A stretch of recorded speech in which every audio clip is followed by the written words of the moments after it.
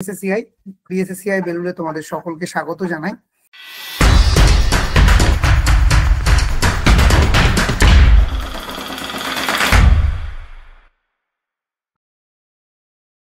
আজকে ইতিহাস বিভাগে তোমাদের ক্লাস, তবে আজকে ক্লাসের আগে আমি তোমাদের সাথে একটু কিছু কথা বলতে চাই। তো সেই কারণেই মূলত আজকের ক্লাসে আসা। ঠিক আছে, তো দেখো আজকে এ মাসের 6 তারিখ। আমরা গত মাসের 30 তারিখে দেখেছিলাম যে এসএসসি তার ওয়েবসাইটে ফর্ম ফিল আপের জন্য যে কবে থেকে ফর্ম ফিল আপ হবে সেই নিয়ে পুরো বিজ্ঞপ্তি দিয়ে দেয়, তার সঙ্গে সঙ্গে গেজেটও দিয়ে দেয়। বাট এটা যে আসবে তার সলতে পাকানো চলছিল আরো প্রায় 15-20 দিন, 1 মাস আগে থেকে। এটা আমরা জানতাম যে এটা আসবে বা এটা হতে চলেছে। তো আমি যদি একদম প্রথম থেকে ধরি, তাহলে আমাদের হাত থেকে সেই সময়কার 1 মাস, তারপরের 1 মাস এবং 6 দিন, মানে 2 মাস 5 দিন চলে গেছে। এবার নিজের বুকে হাত রেখে বলো তো, কটা দিন তুমি তোমার মনের মতো করে পড়তে পেরেছো, যেভাবে পড়তে চাও তুমি এখনো পর্যন্ত? সেই 2 মাস আগে থেকেই ভাবছো এবার বোধহয় একটা এসএলএসটি সত্যি সত্যি হবে, কিন্তু পড়তে পারছো না। আমি কি ঠিক বলছি না ভুল বলছি? ঝটপট একটু কমেন্টে জানাও তো, ঝটপট প্রত্যেককে কমেন্টে জানাতে হবে আমি কি ঠিক বললাম না ভুল বললাম। কতদিন তুমি নিজের মতো করে পড়তে পেরেছো? ঝটপট জানাও। কতদিন কতদিন পেরেছো? 1 দিন, 2 দিন, 4 দিন, 5 দিন, 1 মাস? অলরেডি আমাদের হাত থেকে 65টা দিন বেরিয়ে গেছে, 65 ডেজ। ঠিক আছে, এটাই সমস্যা। আমরা প্রত্যেকেই সময়ের সমুদ্রে বাস করি, কিন্তু সেই সময়ের সমুদ্র থেকে আমরা নিজের জন্য একটু সময় বার করতে পারি না। আমরা খুব ব্যস্ত, প্রচন্ড ব্যস্ত। কিসে ব্যস্ত, কেন ব্যস্ত, কোথায় ব্যস্ত, দিনের শেষে হিসাব মেলাতে পারি না। ঠিক বলছি তো না ভুল বলছি? ঠিক বলছি তো? এটাই বাস্তব। 24 ঘন্টার মধ্যে আমি 10 ঘন্টা পড়বো বলে ঠিক করেও এখনো পর্যন্ত 65 দিনের মধ্যে একটা দিনও আসলো না যে দিনটা আমি 24 ঘন্টার মধ্যে 10টা ঘন্টা নিজের জন্য সময় বার করে পড়তে পেরেছি। কার কার এই অবস্থা একটু রিয়াক্ট দিয়ে বা কমেন্ট করে জানাও। আমি বারবার বলছি, একমুখী ক্লাসে আমি বিশ্বাসী নই। আমি চাই যে আমরা দুজনেই কথা বলবো, তোমরাও বলবে আমিও বলবো। দেখো, সেলফ রিয়েলাইজেশন দরকার। আমরা সিলেবাস শেষ করব, সিলেবাস পড়াবো, তোমরা পড়বে, তোমরা প্রস্তুতি নেবে, মক টেস্ট দেবে, ভুল হবে, ঠিক করবে, সবকিছু ঠিক আছে। কিন্তু সবকিছুর ঊর্ধ্বে কি জানো? তোমাকে নিজেকে রিয়েলাইজ করতে হবে যে তোমার খামতিটা কোথায়, এবং সবার আগে মানসিক প্রস্তুতি নিতে হবে। তুমি সব থেকে বেশি চিন্তিত এত কম দিনে সিলেবাসটা আমি কি করে শেষ করব, এটা ভাবতে ভাবতেই কোথা থেকে যে একটা মাস বেরিয়ে গেল। আজকে 6 তারিখ, অর্থাৎ 1 মাস 6 দিন হয়ে গেল, তুমি নিজেও জানো না। বাট এটাই বাস্তব। এত বড় সিলেবাস কি করে শেষ করব, কি করে শেষ করব করে করে আলটিমেটলি তুমি সিলেবাসটা শুরুই করোনি। আমি কি ঠিক বলছি না ভুল বলছি? প্রতিদিন ভাবো কাল থেকে লাইভ ক্লাসগুলো নিয়মিত করব, একটাও লাইভ ক্লাস মিস করব না, অথচ লাইভ ক্লাসের সময় আর সময় হচ্ছে না। আমি কি ঠিক বলছি না ভুল বলছি? পূজা দত্ত লিখছে, হ্যাঁ একদম ঠিক স্যার, হ্যাঁ স্যার, ঠিক স্যার। ঠিক আছে, কোথাও গিয়ে আমাদের ভেতরটা সবসময় ছটপট করছে, কিন্তু কাজ করব ভাবছি, প্রতিদিন ঘুমোতে যাওয়ার সময় মাথার মধ্যে নানান চিন্তা আসছে, আর একটা শপথ নিয়ে ঘুমাচ্ছি, কাল থেকে হবে। কিন্তু জীবনের সেই কালটা এখনো পর্যন্ত তোমার জীবনে আসলো না। কার কার এই জিনিস ঘটছে? দেখো লিখছে, একদম ঠিক স্যার, হ্যাঁ স্যার। ঠিক আছে, তো আমি তোমাদেরকে বলি, এই ঘাঁটা অবস্থা থেকে যদি বেরোতে না পারো, তাহলে 10 বছর যে এসএসসি না হওয়ার যে জ্বালা, তার থেকে বেশি জ্বালায় কিন্তু তুমি চলবে। আবারও একটা কথা বলছি, মিলিয়ে নিও। যদি এই ঘাঁটা অবস্থা থেকে বেরোতে না পারো, নিজের জন্য সময় বার করতে না পারো, সময়ের সমুদ্র থেকে প্রত্যেকদিন 1 বালতি করে জল তুলে নিজের জন্য, নিজের স্নানের জন্য কাজে লাগাতে না পারো, তাহলে ঠিক 10টা বছর এসএসসি না হওয়ার যন্ত্রণা যতটা, তার থেকে 100 গুণ যন্ত্রণা পাবে যখন দেখবে তোমার সামনের বন্ধু বান্ধবী গুলো চাকরির যে লিস্টে কাট অফ ছুঁয়ে ফেললো, ইন্টারভিউয়ের জন্য প্রস্তুতি শুরু করলো, অথচ তুমি কিছু করতে পারলে না। আমি নিশ্চিত এটা তুমি দেখতে চাও না, এবং দেখতে চাও না বলেই আজকে তুমি এই ক্লাসে। তুমি নিশ্চিত সাফল্য পাওয়ার জন্যই বিএসএসসিআই এ যুক্ত হয়েছো। আমি কি ঠিক বলছি না ভুল বলছি? কিন্তু একটা রূঢ় তেতো সত্যি কথা কি জানো, কোনো কোচিং সেন্টার, কোনো অমিত স্যার তোমাকে পাশ করিয়ে দেবে না, কোনো সুস্মিতা ম্যাডাম তোমার হয়ে খাতাটা লিখে দিয়ে আসবে না। জার্নিটা তোমার, লড়াইটা তোমার, জীবনটা তোমার, লড়াইটা তোমাকেই করতে হবে। লড়াই করতে গেলে, হাঁপিয়ে গেলে আমরা হয়তো এক গ্লাস জল তোমায় দিতে পারি, কিন্তু তোমার লড়াই আমরা লড়ে দিতে পারবো না। এটাই বাস্তব সত্যি কথা। হ্যাঁ, আমি বিএসএসসিআই এর ওনার হয়েও বলছি, কোনো পৃথিবীতে কোনো কোচিং সেন্টারের জন্ম হয়নি যে কোচিং সেন্টার বলবে না বাবা তুমি আমার কাছে ভর্তি হয়েছো মানেই তুমি পাশ করে যাবে, আমি তোমাকে নোট দিয়েছি মানে 100% কমন চলে আসবে, আমি তোমাকে পড়াচ্ছি মানে তুমি নিশ্চিত অ্যাপয়েন্টমেন্ট লেটার পাবে। এটা পুরো মিথ্যে ভুয়ো কথা। তারা কোনো ভগবান নয়। রূঢ় সত্যি কথাটা কি, আমরা তোমাকে পথ দেখাবো। তোমার পায়ে চলতে পথে যদি তুমি পড়ে যাও, পায়ের হাঁটুতে যদি চোট লাগে, আমরা ব্যান্ডেডটা লাগিয়ে দিতে পারি, আমরা মলমটা লাগিয়ে দিতে পারি, তোমার পেছনে আমরা দৌড়তে পারি, কিন্তু দৌড়টা তোমার, তোমাকেই দৌড়তে হবে। হোঁচট খেলে আবার হাতটা ধরে তোমাকে তুলে দিতে পারি, কিন্তু সেই ওঠাটা তোমারও চেষ্টা থাকতে হবে। তুমি চিৎপটা করে শুয়ে থাকলে, ওঠার চেষ্টাই করলে না, আমার শত হাত ধরাও কিন্তু তোমার কোনোদিন তোমাকে উঠে দাঁড় করাতে পারবে না। বাট এই জিনিসই ঘটছে। 100-150 কাছাকাছি স্টুডেন্ট শুধুমাত্র এই ব্যাচে, ইতিহাসের ব্যাচে, অথচ ক্লাস করছে মাত্র 50 জন। কষ্ট হচ্ছে আমার। প্রত্যেকেই 5,000 টাকা দিয়েছো, কেন ক্লাস করছো না তার কোনো উত্তর তোমাদের কাছে আছে? আমি যদি বলি নেই। এই 56 জনের মধ্যে এখানেও অনেকে আছো যারা হয়তো এখনো মডারেটর ম্যাডামের নাম্বারই জানো না, যারা হয়তো জানো না ব্যাচ শিডিউলটা ঠিক কিভাবে কোথায় দেখতে হয়, কোন দিন কবে কি ক্লাস হচ্ছে তুমি এখনো শুধু লাইভ ক্লাস থেকেই দেখো। তুমি আগে থেকে জানতেই পারো না কোন টপিক পড়ানো হবে। আমি কি ঠিক বলছি না ভুল বলছি? লজ্জা পাওয়ার কোনো কারণ নেই, ঝটপট লিখে ফেলো, হ্যাঁ স্যার আমি জানি না। যদি না জেনে থাকো, ঠিক আছে, যদি না জেনে থাকো ঝটপট লিখে ফেলো, হ্যাঁ স্যার আমি জানি না, আমাকে বলে দিন, আমি বলে দেব। এখনো হয়তো অ্যাপটাকে ভালো করে এক্সপ্লোরই করোনি, এখনো হয়তো স্টাডি মেটেরিয়ালের প্রত্যেকটা পাতা খুলে দেখোনি। প্রত্যেকটা স্টাডি মেটেরিয়াল কিন্তু ইবুক আকারে তোমাদের অ্যাপে দেওয়া আছে। এই কয়েকদিন আগের কথা, একটি ছেলে ফোন করে বলল আপনাদের স্টাডি মেটেরিয়াল তো কয়েকটা আছে, সব টপিক তো নেই। মানে সে স্টাডি মেটেরিয়াল ভেতরটা কোনোদিন খুলে পড়েইনি, শুধু ওপর থেকে দেখে নিয়েছে 5-6টা বই আছে, মানে ওর বাইরে আর কিছু নেই, চলো এটা ভালো না।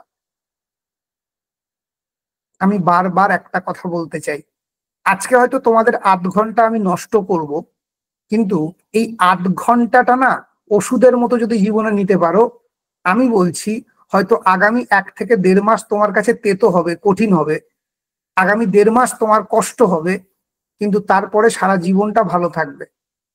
কি বললাম? তারপরে সারা জীবনটা ভালো থাকবে, এই গ্যারেন্টি আমি তোমাকে দিলাম। তো সবার আগে যে জিনিসটা বলবো সেটা হচ্ছে সময়ের গুরুত্ব, সময়ের মূল্য দিতে হবে। নিজের ঘাটা অবস্থা থেকে বেরিয়ে আসতে হবে। এই যে চারিদিকে বিভিন্ন চিন্তা মাথার মধ্যে, এটা করতে হবে, সেটা করতে হবে, এই করতে হবে, এটা হচ্ছে না, তার এই সমস্যা। আমি একটা ছোট্ট কথা বলি, ভগবান না করুক, আজকে ধরো আমি যদি মরে যাই, কালকে কারোর কিচ্ছু হবে না, আমার পরিবারের লোক 2-3 দিন কষ্ট পাবে, আমার এমপ্লয়িরা 2-3 দিন কষ্ট পাবে, দুঃখ করবে, তারপরে সবাই যে যার রাস্তায় চলতে শুরু করবে। কারোর কিচ্ছু বেঁধে যাবে না, না তোমার পড়াশুনো আটকাবে, না আমার এমপ্লয়ীদের স্যালারি আটকাবে, না আমার ফ্যামিলিরা জীবনযাপন করতে আটকে যাবে, কারোর কিচ্ছু আটকাবে না। অথচ আমরা চিন্তা করে যাচ্ছি সারাদিন ধরে, সুগার বেড়ে যাচ্ছে, এটা করতে হবে, ওটা করতে হবে, সেটা করতে হবে, আমার স্ত্রীর জন্য এটা করতে হবে, ছেলের জন্য, বাবার জন্য। কি ঠিক বলছি না ভুল বলছি? সংসারের জ্বালায় আমরা সবাই জর্জরিত। সংসার মানে শুধু বিবাহিত হলেই সংসার হয় না, অবিবাহিতদেরও একটা সংসার থাকে, তার বাবা মা, আত্মীয় পরিজন, অফিস কলিগ, যারা স্কুলে পড়ায় তাদের স্কুলের চাপ, অনেক কিছু, এই সব কিছু নিয়ে নানান চিন্তা। শুধু একটা জিনিস মনে রাখো, কালকে যদি তুমি না থাকো ওই স্কুলটা বন্ধ হয়ে যাবে না। কালকে তুমি যদি না থাকো ওই যাকে টিউশন পড়াচ্ছ তার টিউশনটা বন্ধ হয়ে যাবে না, সে অন্য কারোর কাছে ঠিক শিফট হয়ে যাবে। কিন্তু আজকে তুমি যদি তোমার জন্য সময়টা বার করতে না পারো, কালকে তোমাকে কেউ মূল্য দেবে না। লিখে রাখো কথাটা। আজকে যদি নিজের ওপরে নিজে টাইম ইনভেস্ট করতে না জানো, কালকে তোমাকে কেউ কখনো কোনোভাবেই মূল্য দেবে না। প্রত্যেকে তোমাকে বলে উঠবে তুমি ব্যর্থ, তুমি ব্যর্থ, তুমি ব্যর্থ। ঠিক এভাবে বলবে, কি পড়াশুনো করলি এতদিন ধরে, তা চাকরিও জোটাতে পারলি না, কি করলি এত পড়াশুনো করে। সামনে দুঃখ করবে, ইস একটুর জন্য হলো না রে, আর বলিস না চারিদিকে সব দুর্নীতি। অন্যদিকে পেছনে গিয়ে সেই পাড়ার কাকিমা বা কাকুটা বলবে, হুম, ও আমি জানতাম ও কোনোদিন পাবে না। সারাদিন ফোনে কথা বলছে, ড্যাং ড্যাং করে রাত্রির 10টার সময় ঘরে ফিরছে, সকাল হলে লিপস্টিকের বাহার দেখেছো, বাবা পুজোর সময় ড্রেস পরেছিল, তাকানো যাচ্ছে না। কি ঠিক বলছি না ভুল বলছি? আমার কথাগুলো বিশেষ করে মেয়েরা খুব রিলেট করতে পারবে, আমি শিওর। তারা প্রতিদিন এই জীবন যন্ত্রণার মধ্যে দিয়ে যাচ্ছে। তো সামনে এক কথা, পেছনে আর এক কথা। মুখ আর মুখোশ দুটো সম্পূর্ণ আলাদা, সেটা আমরা ফিল করি, কিন্তু টেনে মুখোশটাকে খুলে দিতে পারি না সবার সামনে, ঠিক আছে? আর মাঝখান থেকে কষ্ট পাই আমরা, আমরা নিজেরা। তাই এসব কোনো কিছু কারোর জন্য ভেবে কিছু লাভ নেই। এখন সময়টা নিজের জন্য স্বার্থপর হওয়ার সময়। এখন সময়টা ফেসবুককে নয় টেক্সট বুককে দেওয়ার। এখন সময়টা বন্ধুত্ব করার, মানুষের সাথে নয় বইয়ের সাথে। আবারও বলছি, এখন সময় ফেসবুক নয় টেক্সট বুকের সঙ্গে বন্ধুত্ব বাড়ানো, সংযোগ বাড়ানোর। এখন সময় বন্ধুকে দেওয়ার নয় বইকে দেওয়ার। বই তোমার বন্ধু হোক, ঠিক আছে? তো এসএলএসটিটা এত হালকা ভাবে নিও না। একটা ছোট্ট কথা আরো একবার বলছি, আজকের এই সেশন তোমার জীবনের মোড় ঘুরিয়ে দিতে পারে যদি তুমি ঠিক করে শোনো, প্রত্যেকটা কথা মানো আমার। আবারও বলছি, আজকের এই সেশন তোমার জীবনের মোড় ঘুরিয়ে দিতে পারে যদি তুমি প্রত্যেকটা কথা মানো এবং প্রত্যেকটা কথা শোনো।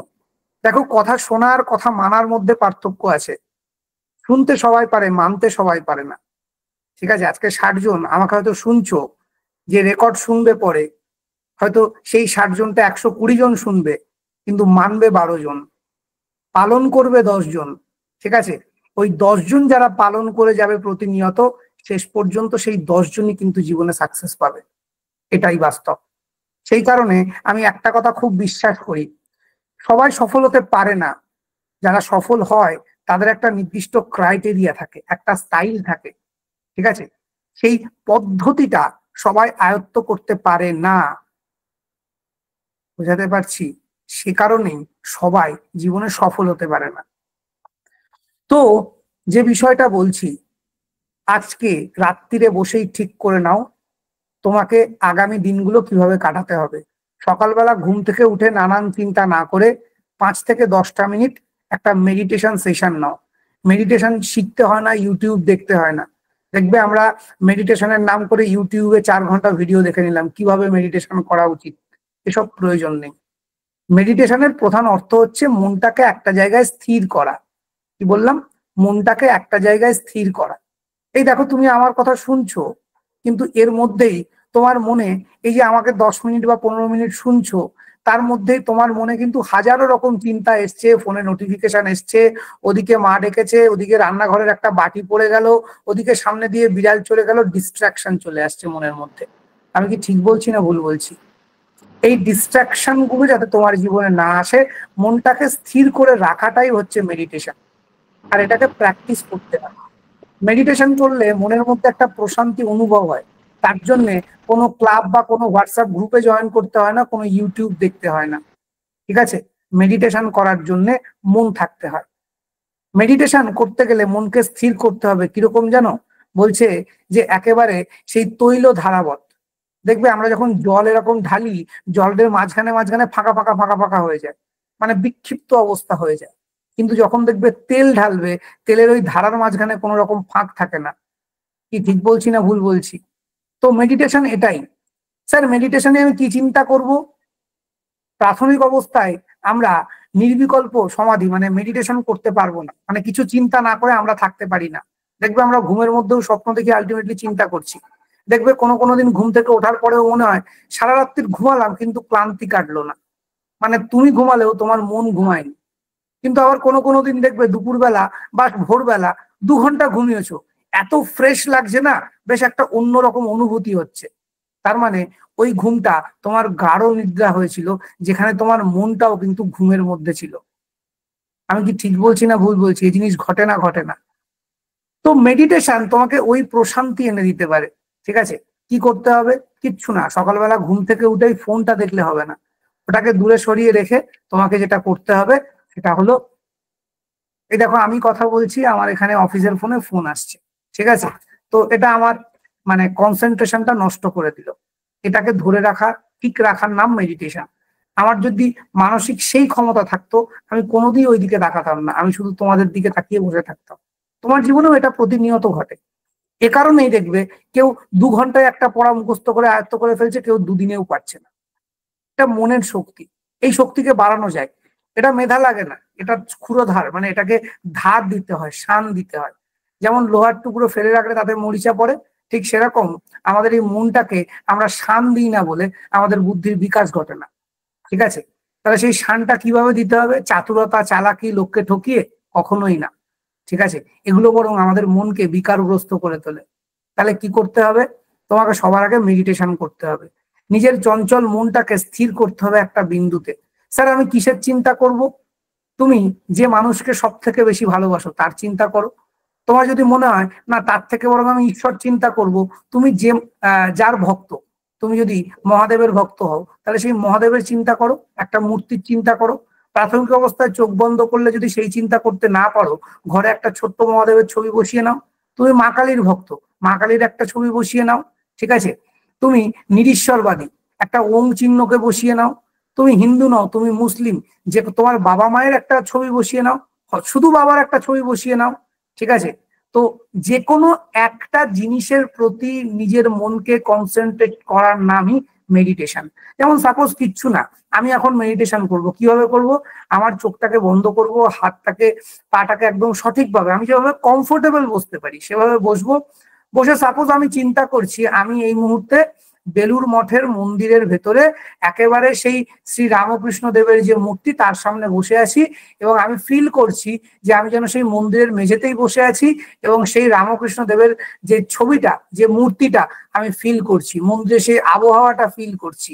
এই যে মনটাকে এরকম যদি 5 থেকে 10 মিনিট সকালে উঠে করতে পারো, খুব বেশি না, 10টা মিনিট যদি করতে পারো, তার জন্য তোমাকে ঠাকুর ঘরে যেতে হবে না, তার জন্য তোমার সুন্দর ওয়ালপেপার লাগানো ঘরে বসতে হবে না, তোমার খাটে বসেই তুমি করো।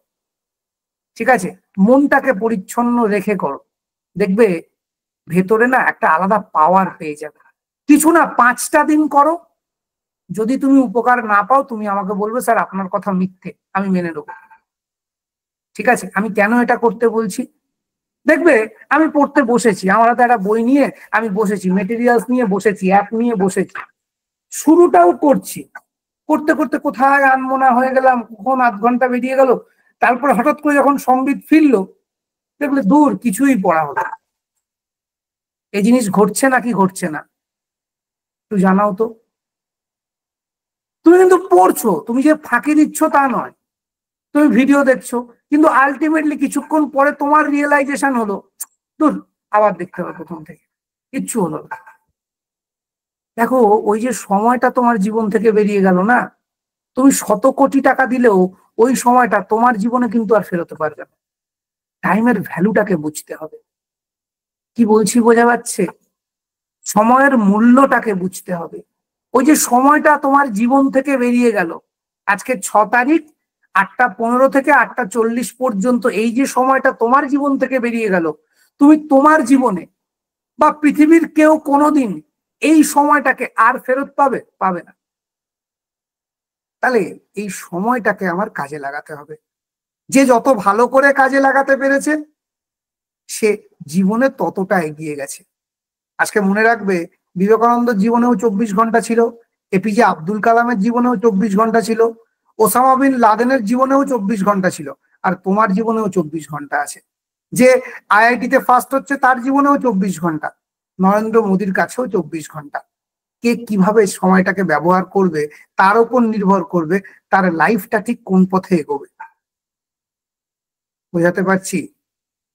লাদেন প্রতিনিয়ত হিংসাত্মক চিন্তায় মগ্ন ছিল, তাই জন্য সে আজকে সমস্ত বিশ্বের শত্রু ওসামা বিন লাদেন। আজকে এপিজে আব্দুল কালাম নিজের জন্য চিন্তা না করে প্রতিনিয়ত ইনোভেশনের জন্য চিন্তা করে গেছেন, সেই কারণেই আজকে হিন্দু হোক বা মুসলিম, খ্রিস্টান হোক বা বৌদ্ধ, সবার কাছে সেই মানুষটা কিন্তু প্রিয়, এপিজে আব্দুল কালাম। তার কোনো ধর্ম নেই, মানে আমাদের চিন্তাতে দেখো কখনোই আমাদের মনে হয় না উনি মুসলিম নাকি হিন্দু। আজকে স্বামী বিবেকানন্দ সম্পর্কে যখন আমরা ভাবি, আমাদের কখনোই মনে হয় না উনি মুসলিম নাকি হিন্দু নাকি বৌদ্ধ নাকি খ্রিস্টান। আমরা মনে হয় না বিবেকানন্দ একজন আদর্শবান পুরুষ, যাকে আমরা আদর্শ রূপে দেখতে পারি। ঠিক আছে, এখানে কোনো ধর্মীয় সুশ্রী বা ধর্মীয় গন্ধ কিন্তু নেই। কেন এটা আমরা ভাবতে পারি বলতো? কারণ সেই মানুষটা তার জীবনের 24 ঘন্টা সেভাবে কাটিয়েছে, সেই ভাইবটা সে ধরে রেখেছে। তো তুমি কিরকম চিন্তা করছো, তোমার জীবনের 24টা ঘন্টা কিভাবে কাটাচ্ছ, তুমি তোমার জীবন কিভাবে অতিবাহিত করছো, তোমার ভাবনা চিন্তা কেমন, তার উপর নির্ভর করবে আর সামনের মানুষটার প্রতি তোমার ইম্প্যাক্ট কেমনটা পড়বে। দেখবে একটা পাগলের সামনে গিয়ে দাঁড়ালে আমাদের নিজেদের গাটা যেন কেমন একটা ঘিন ঘিন করে, দূর বাবা একটু দূরে সরে গিয়ে দাঁড়ায়। কিন্তু একটা রামকৃষ্ণ মিশনের ভালো মহারাজের সামনে গিয়ে দাঁড়ালে দেখবে একটা প্রশান্তি অনুভব হয়, মনে হয় যেন মানুষের সাথে আরেকটু কথা বলি। আমি কি ঠিক বলছি না ভুল বলছি? কেন জানো তো? তার চিন্তা ভাবনার একটা ভাইব, এটা যুক্তি তর্ক দিয়ে বোঝানো যাবে না, এটা তোমাকে অনুভব করতে হবে। ঠিক আছে, দেখবে সেই মানুষটার স্নিগ্ধতা, তার কথা বলার ধরন, ঠিক আছে, তোমার সামনে না খুব অ্যাকসেপ্টেবল লাগবে, তোমার ভালো লাগবে, তুমি একটা আনন্দ অনুভব করতে পারবে। কিচ্ছু না, তোমাকে একটা ছোট্ট জিনিস বলি, আমরা রেস্টুরেন্টে যাই, বিভিন্ন জায়গায় যাই কি একটু ভালো থাকার জন্য, একটু ভালো খাবো, একটু এনজয় করব, ঠিক আছে, সেখানে গিয়ে তুমি হয়তো খাবার টাবার খেয়ে খুব মজা আনন্দ করলে ভালো কথা, কিন্তু তুমি দেখবে কিচ্ছু না, রামকৃষ্ণ মিশনের গেটটার ভেতরে ঢুকে দাঁড়াবে। তুমি যে হিন্দু হও মুসলিম হও দেখার দরকার নেই, তুমি রামকৃষ্ণ মিশনের যে পরিবেশ, তোমাকে মন্দিরেও যেতে বলছি না, জাস্ট গেটের ভেতরে ঢুকে দাঁড়াবে, তোমার মনে একটা আলাদা শান্তি অনুভব হবে। আমি নিজে বেলুড়ে থাকি, রামকৃষ্ণ মিশনের স্টুডেন্ট, আমি সেখান থেকে বলছি। তুমি রামকৃষ্ণ মিশনের বাইরে জিটি রোডে দাঁড়াবে আর ইউনিভার্সিটি ক্যাম্পাসের মধ্যে দাঁড়াবে, তোমার চিন্তা ভাবনার পরিবর্তন হয়ে যাবে। জিটি রোডের সামনে যখন দাঁড়াবে ব্যস্ত জীবন, তোমার জন্য জীবনটা একেবারে মানে বিড়িখিচ্ছিরি অবস্থা, ইউনিভার্সিটির ভেতরে দাঁড়াবে যখন, মনটা শান্ত হয়ে যাবে, পড়াশোনা করতে ইচ্ছা করবে। এটা কিসের জন্য জানো? এটা ভাইব। এই ভাইব নিজেকে নিজের জন্য তৈরি করতে হয়। কি বললাম? নিজেকে নিজের জন্য তৈরি করতে হয়। আজকে তোমরা আমার কথা শুনছো কেন বলো তো? কারণ আমি তোমাদের জন্য ভাবছি বলেই তোমরা শুনছো। আজকে যদি ভাবার ভান দেখাতাম, অভিনয় করতাম, তাহলে আমি শিওর এই 62 জন থাকতো না, এটা 40 জন হয়ে যেত। কারণ দেখবে যে মানুষ যখন কথা বলে না, তোমরা সেই কথার মধ্যেই বুঝতে পারো যে সে সত্যি সত্যি তোমার কথা ভাবছে নাকি ভাবার নাটক করছে। তো তুমি ভেতর থেকে যেমন না, সেটা কাউকে বোঝাতে হবে না। তুমি সৎ চিন্তা, ভালো চিন্তা করো, নিজের জন্য ভাবো, পড়াশুনোর জন্য ভাবো, চাকরির জন্য ভাবো, পড়াশুনোর কথা ভাবো, আমি বলছি তুমি জিতবে।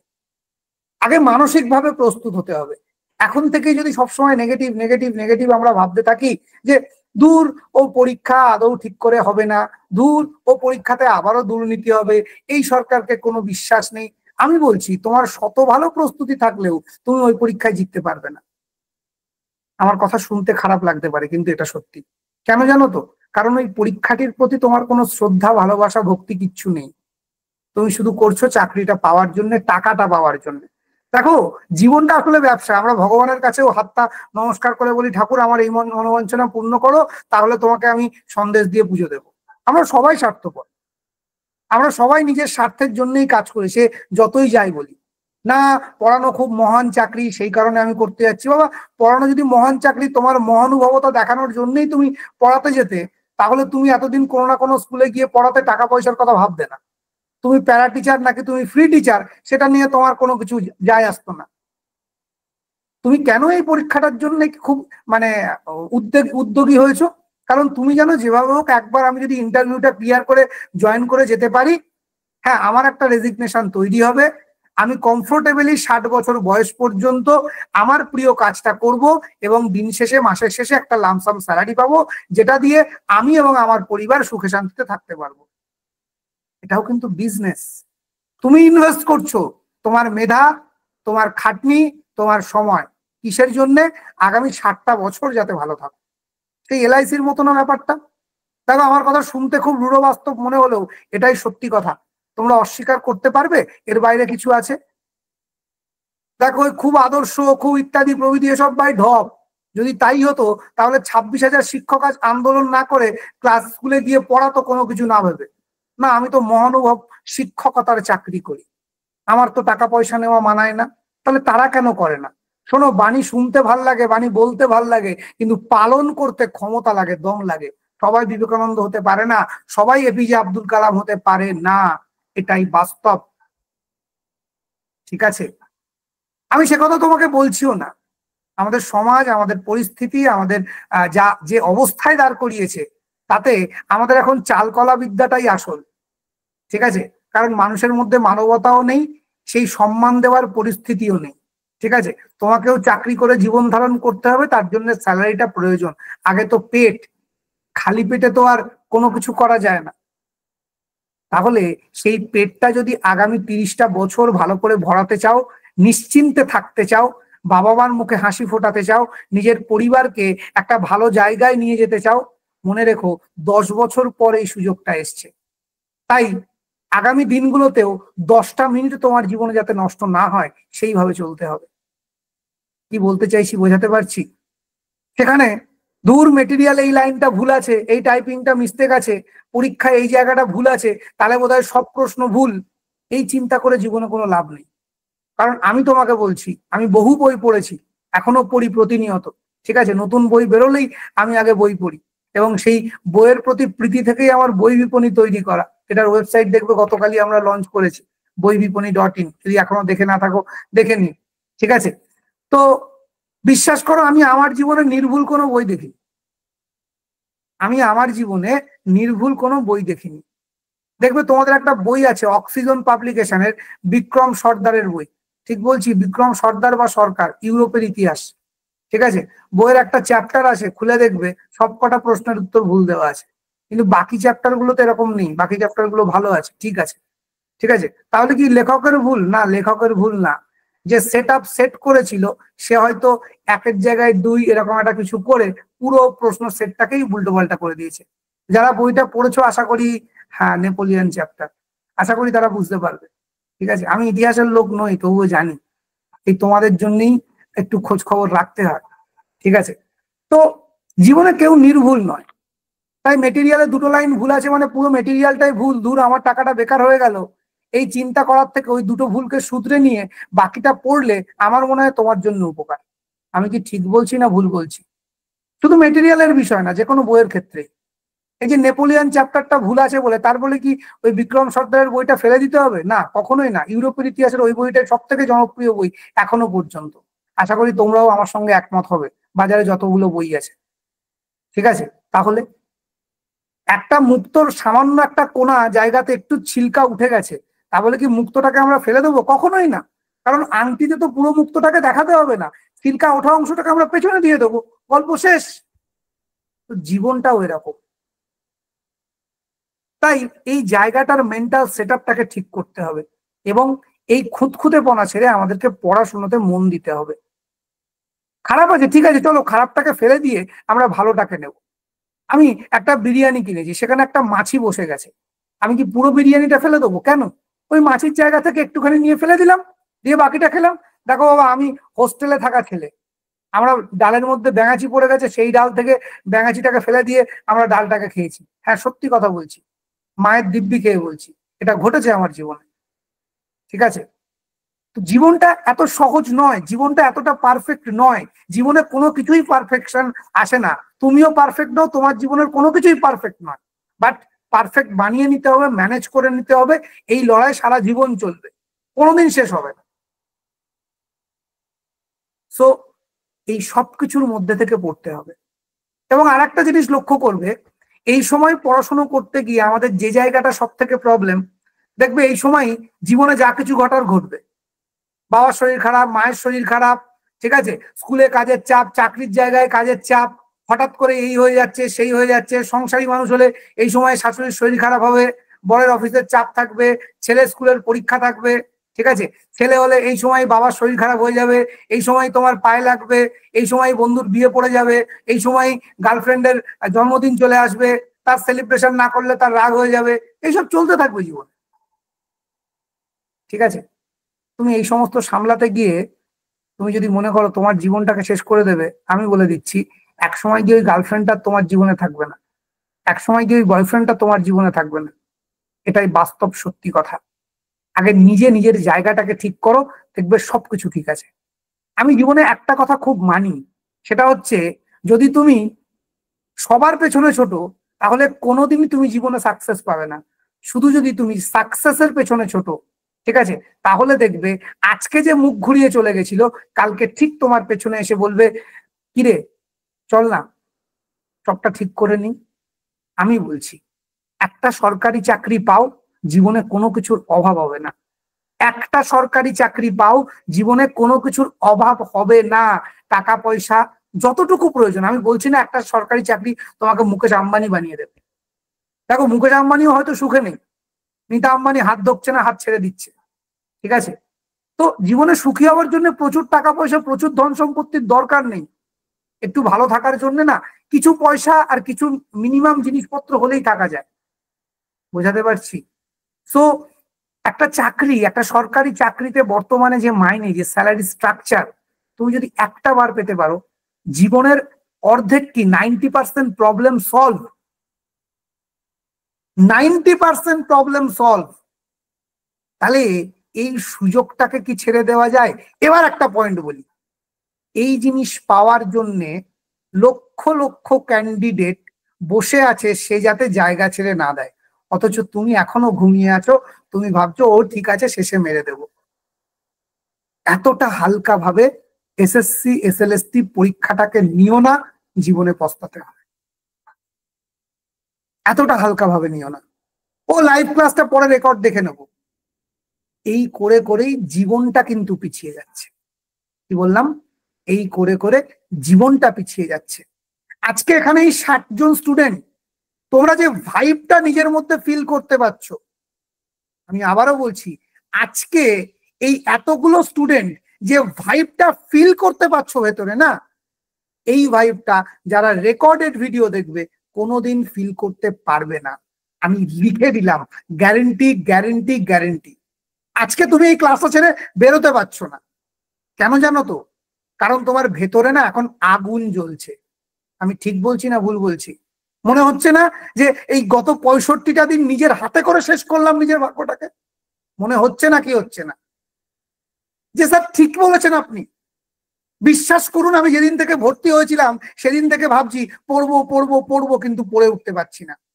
আজকে আপনার কথাগুলো শুনে আমার চোখ থেকে জল বেরিয়ে যাচ্ছে। মনে হচ্ছে আমি কি ভুল করেছি, জীবনের সর্বনাশটা করে ফেলেছি। এখনো সবকিছু শেষ হয়ে যায়নি বাবা। আমি আবারও বলছি, এখনো সবকিছু শেষ হয়ে যায়নি, এখনো সময় আছে। তুমি সব গেম চেঞ্জ করে দিতে পারো। আজ থেকে শুরু করো, এই মুহূর্ত থেকে শুরু করো। ওই এসএসসি হচ্ছে, পরীক্ষা দেবো পরীক্ষা দেবো, ফর্ম ফিল আপ করবো, স্যার এটা কি হবে, ওটা কি হবে, সেটা কি হবে, ওটা কি হবে, এইসব আনন্দে থেকে কোনো দিন তুমি এসএলএসটির পরীক্ষায় পাশ করতে পারবে না। তার জন্যে তোমাকে বইয়ে মুখ বুঝে পড়তে হবে। স্যার কোন বই পড়বো, সেই নিয়ে ইউটিউবে 2 দিন কাটিয়ে দিলাম। আর বই কিনতে যেতে হবে, সেই নিয়ে কলেজে 3 দিন কাটিয়ে দিলাম, ঠিক আছে। এসব করে কোনো লাভ নেই। হাতের কাছে যেহেতু তুমি এমএ পাস করেছো, বিএড করেছো, অনেক বই আছে, সেগুলোকে ধুলো ঝেড়ে বার করো, পড়তে শুরু করো। দেখো, সাকসেস হওয়ার জন্য না প্রচুর টুলস লাগে না, প্রচুর বই লাগে না। 10টা বই একবার করে না পড়ে একটা বইকে 10 বার পড়ো। আমি বারবার বলছি, একটা বইকে 10 বার পড়ো। স্যার এই করতে হবে, মক টেস্ট দিতে হবে, সেই করতে হবে, সব তোমার অ্যাপের মধ্যে আছে। তুমি কি ইউজ করছো? তোমার অ্যাপটার কি পাওয়ার তুমি কি জানো? তুমি কবার কোশ্চেন ব্যাংক প্র্যাকটিস করেছো? প্র্যাকটিস করলেও তোমার নাম্বারের উন্নতি হচ্ছে না অবনতি হচ্ছে, এই ফিলিংটা কখনো পেয়েছো? তোমার ঠিক কোন কোন জায়গায় ভুল হচ্ছে, কোন কোন অপশন গুলো ভুল হচ্ছে, কোন কোন টপিক, কোন কোন এরিয়া প্রতিবার ভুল করার জন্য নাম্বার কম আসছে, সেটাকে আইডেন্টিফাই করেছো? কি ধরনের প্রশ্ন প্রত্যেকবার ভুল হচ্ছে, কোন ধরনের প্রশ্ন তোমাকে প্রত্যেকবার ফাঁসাচ্ছে, সেটাকে আইডেন্টিফাই করেছো? শুধু পরীক্ষা দিলাম কত পেলাম দেখে, আনসার কি দেখে সন্তুষ্ট থাকলে তুমি কোনোদিন এসএসসি এসএলএসটি পাবে না। বরং যে প্রশ্নের উত্তরগুলো ভুল হচ্ছে, কেন ভুল হচ্ছে, তার জন্য বইটা খুলতে হবে। একটা মক টেস্ট দিতে লাগে 20 মিনিট, কিন্তু যদি তুমি ঠিক করে 20টা প্রশ্নের অ্যানালিসিস করো অন্তত 2 ঘন্টা লাগবে। কারণ 20টা প্রশ্ন নয়, 20টা প্রশ্ন আসলে 80টা প্রশ্ন। কেন বলছেন স্যার এই কথা? প্রতিটা প্রশ্নে 4টে অপশন। তুমি যদি সত্যিকারের অ্যানালিসিস করো তাহলে তোমাকে প্রথমবার করতে হবে যে বাকি 3টে অপশন কেন হলো না। যখনই কেন হলো না বার করবে, তখন বাকি 3টে অপশন কোন প্রশ্নের জন্য সঠিক উত্তর সেটাও তুমি জেনে যাবে। মানে 3টে প্রশ্ন প্লাস যে প্রশ্নটা সঠিক আনসারটা যে অপশন, সেটা ওটাই প্রশ্ন তোমার কাছে দেওয়া আছে। তার মানে একটা প্রশ্নের জন্য তুমি 4টে প্রশ্ন জানতে পারছো। এটাই অরিজিনাল পড়ার নিয়ম। তুমি গিয়ে দেখো ইউটিউব চ্যানেলগুলোতে, পশ্চিমবঙ্গের একটাও ইউটিউব চ্যানেল এই জিনিস করছে না, আমি লিখে দিতে পারি। তোমাদের ইতিহাসে তো নেই। তোমাদের ইতিহাস মানে কি জানো? বলতে খারাপ লাগে, নোট নোট আর নোট, কনসেপ্টের কোনো জায়গাই নেই। আমি কি ঠিক বলছি না ভুল বলছি? অথচ এই ইতিহাস পড়তে গেলে না নিজের ভেতরে একটা রোমাঞ্চ লাগে। টাইম লাইন ওয়াইজ প্রত্যেকটা জিনিসকে সাজানো যায়, বোঝা যায়, এবং সেখান থেকে অনেক অজানা প্রশ্নের উত্তরও করে আসা যায়, অনেক তথ্য মনে রাখা যায়। কিন্তু ইতিহাসকে অনুভব করাচ্ছে কজন? কজন টিচার আছে? প্রত্যেকে তো নিজেকে জাহির করতে ব্যস্ত। আমি কি ঠিক বলছি না ভুল বলছি? একটু কমেন্ট করে জানিও তো। আমার বিষয় সংস্কৃত ইতিহাস নয়, কিন্তু আমি 2019 সাল থেকে ইতিহাসের বই ঘাটতে ঘাটতে বা সুস্মিতা ম্যাডাম বা অন্যান্য স্যার ম্যাডামদের সঙ্গে প্রতিনিয়ত আলোচনা করতে করতে যেটা ফিল করেছি সেটা বলছি। ইতিহাস খুব ইন্টারেস্টিং একটা বিষয়, ঠিক আছে? অথচ ইতিহাসকে কিছু ওয়ান লাইনার এবং কিছু নোটের মধ্যে সীমাবদ্ধ করে দিয়েছে বাংলার কিছু শিক্ষক শিক্ষিকা। বলতে খারাপ লাগছে কিন্তু এটাই সত্যি। ইউটিউবে এসে প্রশ্ন পড়ে দিল, 4টে অপশন পড়ে দিল, এটা ঠিক উত্তর, হ্যাঁ তোমরা নিশ্চয়ই ঠিক করেছো, না বাবু তুমি ভুল করে ফেলেছো, সি নয় ডিএডটা হবে। কেন ডিএডটা হবে? বাকি 3টে থেকে কি হতে পারে সেগুলো বলার সময় নেই, কারণ নিজের কোচিং সেন্টারের বিজ্ঞাপন দিতে হবে। আমি কি ঠিক বলছি না ভুল বলছি? এটাই চলছে। না হলে কি করতে হবে? নোট বিক্রি করতে হবে। দেখবে এখন চারিদিকে নোট বিক্রি হচ্ছে। 50টা মক টেস্ট 200 টাকা, 60টা মক টেস্ট 300 টাকা, 100টা মক টেস্ট এত টাকা, সব দেখবে ফুল সেট। আমি কি ঠিক বলছি না ভুল বলছি? টপিক ওয়াইজ প্রশ্ন কারোর কাছেই নেই, কারণ ইউরোপের ইতিহাসের প্রশ্ন যেই চাইবে, আধুনিকের প্রশ্নের যেই চাইবে ভালো মতো প্রশ্ন, কোনো প্রশ্ন নেই, সবই প্রাচীন থেকে ভরিয়ে দিয়েছে। ঠিক বলছি না ভুল বলছি? একটু ঝটপট জানাও তো। আমি আবারও বলছি, আমি ইতিহাসের স্টুডেন্ট নই, কিন্তু আমি আমার অভিজ্ঞতা থেকে যতটুকু বুঝেছি আমি সেটুকু তোমাদের সঙ্গে শেয়ার করছি, ঠিক আছে? কিন্তু ওটা করে তো তোমার কিছু লাভ হবে না, কারণ তুমিও দেখেছো প্রাচীনের প্রচুর প্রশ্ন আছে, আধুনিকের কোথায়, তার ছোট ছোট টপিক গুলোর কোথায়, ইউরোপের কোথায়? পিএসসি যদি পড়তে যাও, পিএসসি আমাদের অ্যাসিস্ট্যান্ট যে টিচারের যে জায়গাটা, সেখানে তো পুরো একেবারে ওয়ার্ল্ডের হিস্ট্রি আছে। বাজারের বই দেখাও তো। পিএসসির বই বার করছে, পিএসসির প্রশ্ন হয় ইংরেজিতে, সে প্রশ্ন করে দিচ্ছে বাংলায়, তা উত্তর ভুল। অথচ বাজারের নাকি বেস্ট সেলার বই পিএসসি ইতিহাসে। আমি কি ঠিক বলছি না ভুল বলছি? সব দিশাহীন লক্ষ্যহীন বই, এমনই বই বার করছে বইয়ের প্রথমে সিলেবাস নেই। তো ওরম কাজ করে তো লাভ নেই। এটা কি আদৌ স্টুডেন্টদের কোনো উপকার হচ্ছে, নাকি স্টুডেন্টদের সর্বনাশ তারা নিজে হাতে করে করছে? আমি সমালোচনার দৃষ্টিতে দেখছি না। আমার কষ্টটা কোথায় হয় জানো?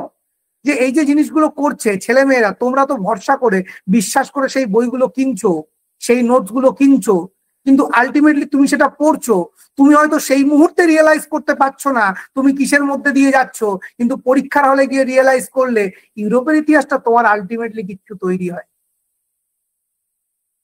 ওয়ার্ল্ড হিস্ট্রিটা আলটিমেটলি তুমি কিছু শিখতে পারোনি, কিন্তু সেই রিয়েলাইজ পরীক্ষার হলে আর লাভটা কি, জীবনের সুযোগটা তো চলে গেল। তাহলে এটা ওই নোটটা বা ওই ধরনের মক টেস্ট, লক্ষ্যহীন দিশাহীন মক টেস্ট গুলো, ওই ধরনের ইউটিউব লাইভ গুলো আদৌ কি তোমার জীবনে কোনো উপকার করলো? আপাত দৃষ্টিতে যখন দেখছো তোমার মনে হচ্ছে বাহ কি সুন্দর প্রশ্ন পাচ্ছি, খুব ভালো, 1.5 ঘন্টায় 40টা প্রশ্ন আলোচনা হচ্ছে। আলোচনা তো হচ্ছে না, প্রশ্ন রিডিং পড়া হচ্ছে, প্রশ্ন পড়া হচ্ছে, আর তার 4টে করে অপশন পড়া হচ্ছে, ট্রিকের নামে যা দেওয়া হচ্ছে সেই ট্রিক গুলো মনে রাখতে মনে হচ্ছে আর একটা বই হয়ে যাবে। আলটিমেটলি পরীক্ষার খাতায় ওই ট্রিক গুলো কোনোদিনই কাজে আসে না। আমি কি ঠিক বলছি না ভুল বলছি, একটু কমেন্ট করে জানাও তো। ইতিহাসের প্রচুর ট্রিক আছে, ট্রিক মনে রাখতেই মনে হয় একটা খাতা তৈরি করতে হবে, কিন্তু ওই ট্রিক গুলো আলটিমেটলি পরীক্ষার হলে কোন কাজে আসে? কোনো কাজেই আসে না। কিন্তু যখন কেউ ট্রিক গুলো বলছে, বইয়ে লিখে দিচ্ছে, বাবা স্যার অসাধারণ করছে, বিশাল ব্যাপার, ঠিক আছে, স্যারের ক্লাস মানে অসাধারণ, কিন্তু জীবনে প্রয়োগটা কোথায়? তোমার সাফল্যের তার অ্যাপ্লিকেশনটা কোথায়? কোনোদিন ভেবে দেখেছো এই জিনিসগুলো? আমি বলছি ভাবতে শেখো। জীবন মানে জি বাংলা নয়। আনন্দবাজার যা বলবে সেই ভাবনা চিন্তা নিয়ে যদি তোমার ভাবনা চিন্তার পরিকাঠামো তৈরি হয়, তাহলে তুমি শিক্ষিত হতে পারোনি। ছক বাঁধা জীবনের বাইরে গিয়ে যেদিন ভাবতে পারবে, সেদিন জানবে তুমি অরিজিনাল শিক্ষায় শিক্ষিত হয়েছো, তুমি শিক্ষক হওয়ার যোগ্য। আনন্দবাজার ভাবালো মানেই সেটা ঠিক, জি বাংলা বললো মানেই সেটা ঠিক, নিউজ 18 বাংলা বললো মানেই সেটা ঠিক, এটা কখনো জীবন হতে পারে না। কিন্তু আমরা সেখানেই বিশ্বাসী। কেন এই প্রসঙ্গে এই কথাটা বললাম? স্যার 10টা বইয়ে 10 রকম তথ্য দিচ্ছে, কি ইতিহাসের সব থেকে বড় সমস্যা এটা তো? কোন একটা জিনিস পড়তে গিয়ে স্যার আমি বুঝে উঠতে পারছি না আমি কোন বইটা ফলো করব। কেন? আকর গ্রন্থগুলো তোমার কি জানা নেই? তুমি তো ইতিহাসের স্টুডেন্ট।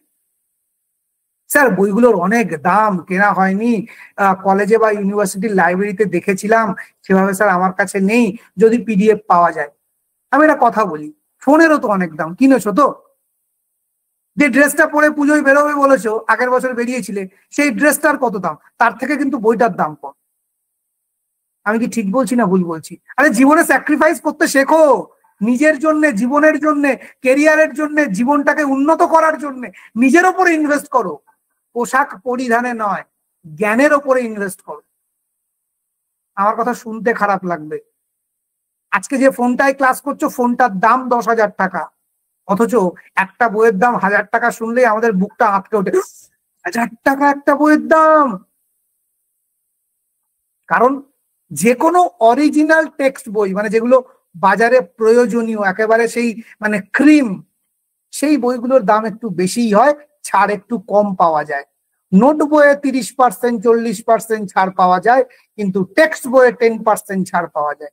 ঠিক বলছি না ভুল বলছি? ওই দাম শুনলেই বুক আটকে ওঠে। অথচ আমরা একটা নেল পালিশ কিনছি 250 টাকা, 300 টাকা, একটা লিপস্টিক কিনছি ল্যাকমির 999 টাকা, তখন আমাদের আটকে উঠছে না, তখন ব্র্যান্ড মনে হচ্ছে। একটা জামা পরছি, একটা জিন্স পরছি, আমার তো জিন্সের প্যান্ট কিনতে গেলে ভয় লেগে যায়, কারণ 999 টাকার নিচে ভালো জিন্স প্যান্টই হয় না। ঠিক আছে, একদম সত্যি কথা বলছি। আমি পুজোর সময় যখন জিন্স কিনতে যাই, আমি খুঁজি কোথায় 500-600 টাকার মধ্যে জিন্স পাওয়া যায়। বিশ্বাস করো 1,000-1,200 টাকার নিচে একটা জিন্স পাওয়া যায় না। এরমই বাজার হয়েছে, সেখানে 1,000-1,200 টাকায় তোমার 2-3টে বই হয়ে যাবে। আরে ভাই জিন্স তো ছেড়েও না, ফাটেও না, তো অত কেনার আছেটা কি? অত কিচ্ছু কিনতে হবে না, ভালো করে পরিষ্কার করো আর পড়ো, তার থেকে 4টে বই কেন, জীবনে উন্নতি হবে। এটা আমি মনে করি। দেখো আমার কথা তোমার খারাপ লাগতেই পারে, তার জন্য আমি ক্ষমা প্রার্থী, কিন্তু এটাই বাস্তব। আজকে যদি ওই 5,000 টাকার ড্রেসটার বদলে 5,000 টাকার বই কিনে সত্যি সত্যি নিজের উপরে ইনভেস্ট করতে পারো, কালকে 5,000 টাকার ওরকম ড্রেস তুমি 5 লক্ষ কিনতে পারবে, এটা আমার বিশ্বাস, এটা আমার বিশ্বাস। তো জীবনটাকে এইভাবে দেখো, জীবন মানে জি বাংলা নয়, আর সিরিয়ালে যে জীবনটা দেখায় ওটা আসল জীবন নয়। রিল আর রিয়েল লাইফ সম্পূর্ণ আলাদা। রিলে যেটা দেখছো দেখতে ভালো লাগে, কিন্তু আসলে জীবনে সেটা এতটা সহজ নয়। আর রিলে যেটা 2 সেকেন্ডে দেখছো, গিয়ে দেখো তার করতে ওটা 2 ঘন্টা ধরে শুট করতে হয়েছে, তার জন্য মেকআপ করতে হয়েছে, তার জন্য এডিটারকে ওই 2 মিনিটের আউটপুটের জন্য 2 ঘন্টা ধরে 3 ঘন্টা ধরে এডিট করতে হয়েছে ভিডিওটা, 4বার টেক নিতে হয়েছে। আমরা কিন্তু কেউ এটা জানি না, আমরা ভাবি এটাই ওদের লাইফ। দেখবে সিরিয়ালে সব মেয়েগুলো, বউগুলো, ছেলেগুলো সব সেজে গুজে সবসময় বাড়িতে আড্ডা মারছে, চা খাচ্ছে, ধুতি পরে, বিশাল বড় ব্যবসায়ী, ব্যবসার কোনো কাজ করছে না, সারাদিন বাড়িতে বসে বসে গসিপ করে যাচ্ছে। আরে জীবনটা এত সহজ, এত সহজ নয়, জীবন অনেক কঠিন। আমি একটা কথা বারবার বলতে চাই, কেন এত কথা বলছি জানো? একটাই কথা, তোমার হাতে একটা অ্যাপয়েন্টমেন্ট আসুক। জীবনটাকে এত লাইটলি, এত হালকা নিও না। এই এখনকার জেনারেশনের না খুব সমস্যা, খুব সমস্যা, বিশ্বাস করো। এই অফিসে কাজে নিচ্ছি, ঠিক আছে, ভাবছি অফিস মানে সেই সিরিয়ালের মতো, আসবো, একটু গল্প করব, এসিতে বসবো, মাঝে মাঝে একটু চুল ঠিক করব, একটু লিপস্টিক পরবো, মাসের শেষে মাইনে নেব, মাঝে মাঝে একটু বসের ঘরে গিয়ে স্যার একটু এটা দেখাবো, ওটা দেখাবো, আমি টাকা পেয়ে যাবো। আরে ভাই, কাজটা জানতে হবে, না জানলে শিখতে হবে, কাজটা করতে হবে। অরিজিনাল যারা ঠিকঠাক এমপ্লয়ি দেখবে ঝোড়ো কাকের মতো অফিসে আসে, কাজ করে বেরিয়ে যায়, আর স্যালারিটা তাদেরই বাড়ে, প্রমোশন তাদেরই হয়। এটাই বাস্তব কথা। তো তোমার যদি জীবনে অ্যাম্বিশাস হও, তুমি যদি জীবনে তোমার লক্ষ্য যদি স্থির থাকে একটা এসএলএসটি, ঝোড়ো কাকের মতো হতে হবে। ঘড়ি দেখতে ভুলে যাও, কতক্ষণ পড়লাম, কি পড়লাম। আমি পড়তে বসেছি, আমার যতক্ষণ না এই পড়াটা কমপ্লিট হবে আমি উঠবো না। খাওয়া দাওয়া ভুলে যেতে হবে, মা ডেকে ডেকে পাগল হয়ে যাবে, কিরে বাবা খেতে আয়, খেতে আয়, তোর জন্য আর কতক্ষণ বসে থাকবো। তোমার কানে কথা ঢুকবে না। তুমি যদি এভাবে পড়তে পারো, দিনে 10টা ঘন্টা দিতে পারো, আমি বলছি এখনো সময় আছে, এখনো সুযোগ আছে তোমার কাছে। আগামী এই ডিসেম্বর, 31শে ডিসেম্বরের মধ্যে অ্যাপয়েন্টমেন্ট লেটার আসতে বাধ্য, কিন্তু নিজের সাবজেক্টের প্রতি এই ডেডিকেশনটা আনতে হবে, আনতে হবে, আনতে হবে। পুজোর শপিং এর জন্য টাকা জমাচ্ছ তো, সেই সময় কটা বই কেনো, নিজের ওপরে ইনভেস্ট করো। আমি আবারও বলছি, পুজোর শাড়ির কালেকশন ফেসবুক ইউটিউবে গিয়ে না দেখে সেই সময়টা স্টাডি ম্যাটেরিয়াল পড়ো, সেই সময়টা টেক্সট বুক পড়ো। যে টাকা দিয়ে শাড়ি কিনবে ভেবেছিলে, সেই টাকা দিয়ে ভালো ভালো টেক্সট বুক সুস্মিতা ম্যাডামের থেকে শুনে নাও কোন কোন টেক্সট বুক গুলো তোমাদের প্রয়োজন, সেই বইগুলো পড়ো, সেই বইগুলো কেনো। এবছর না হয় পুজোর সময় মলে গিয়ে শপিং না করে কলেজ স্ট্রিটে গিয়ে বই কিনলে, যদি সেই সময়টাও নাই থাকে বই বিপণী থেকে বই কিনলে, বা অনলাইন ফ্লিপকার্ট অ্যামাজন থেকে কিনলে। বাট নিজের ওপরে ইনভেস্ট করো এই বছরটা, সেই সময়, যাতে আফসোসটা আগামী 10 বছর করতে না হয়, যাতে নিজের সন্তানকে বলতে না হয় বাবা আমার তো হলো না, তুই আমার স্বপ্নটা পূরণ কর, তার উপর চাপাতে না হয়। তাকে তার মতো বড় হতে দিতে হবে। বোঝাতে পারছি আমি কি বলতে চাইছি? তার জন্য একটাই কথা, পড়তে হবে, পড়তে হবে, পড়তে হবে, আর কিচ্ছু না।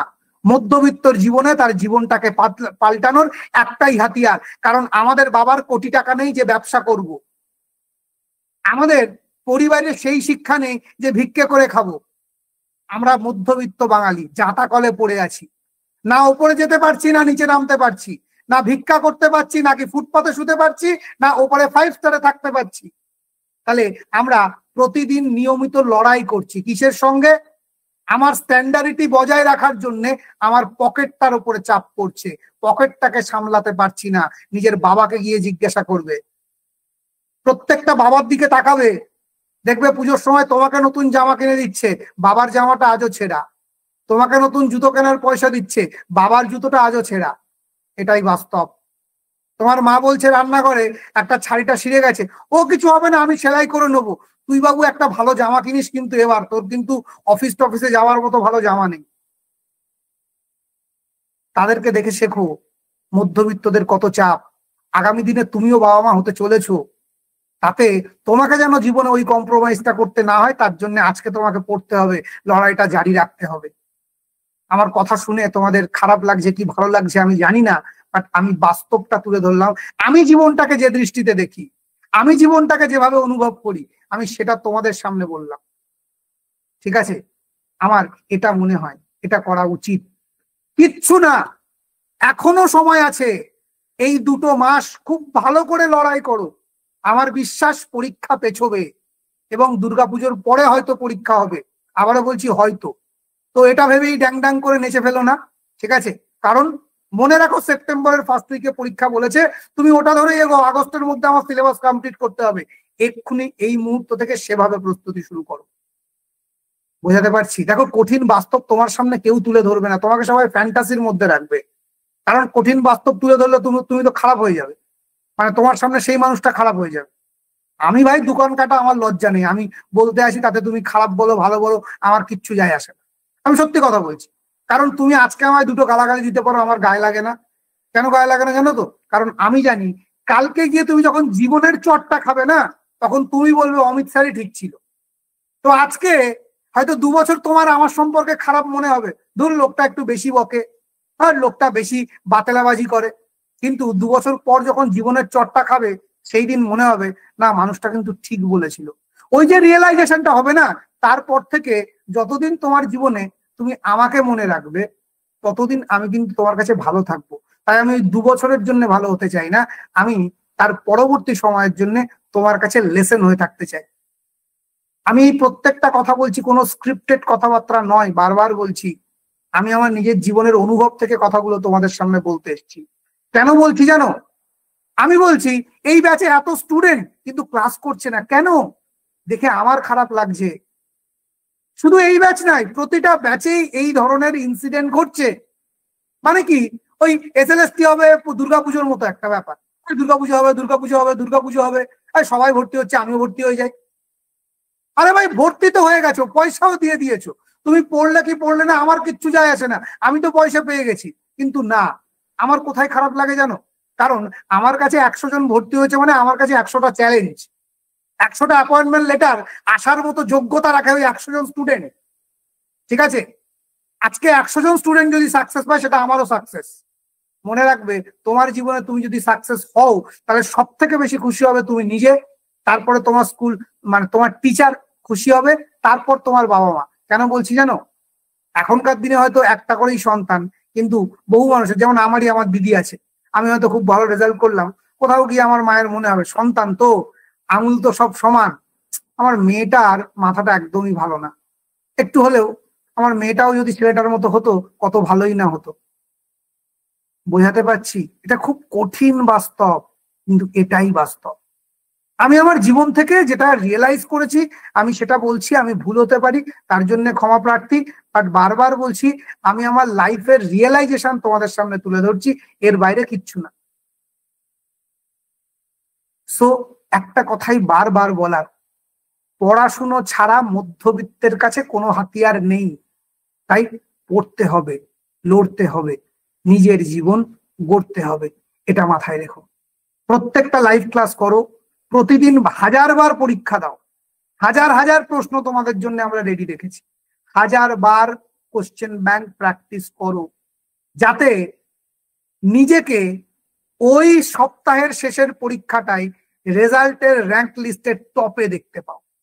এটা যেন প্রত্যেকের স্বপ্ন হয় প্রতি সপ্তাহের। কি বললাম?